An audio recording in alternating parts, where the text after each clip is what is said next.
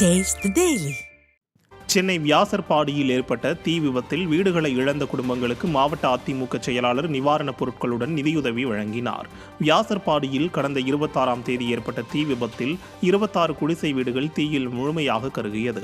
இந்நிலையில் வடசென்னை வடக்கு கிழக்கு மாவட்ட கழக செயலாளர் RS ராஜேஷ் பாதிக்கப்பட்ட 26 குடும்பங்களுக்கு நேரில் சென்று மளிகை பொருட்கள் உள்ளிட்ட நிவாரண உதவிகளை வழங்கி தலா 5000 ரூபாய் நிதியுதவி வழங்கினார். இதில் பகுதி செயலாளர் TYK செந்தில்குமார், கழக MGR மன்ற மாநில இணை செயலாளர் நேதாஜி கணேசன், சிறுபான்மை பிரிவு மாநில துணை செயலாளர் MA சேவியர், அம்மா பேரவை மாவட்ட செயலாளர் D சரவணன் மற்றும் கழக நிர்வாகிகள் பலர் கலந்து கொண்டனர்.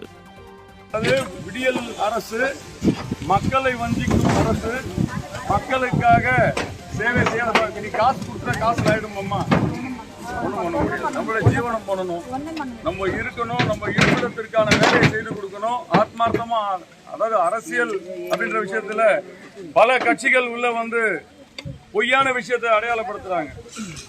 அம்மாவுடைய திட்டங்கள் எல்லாம் முடக்கப்பட்டிருக்கு.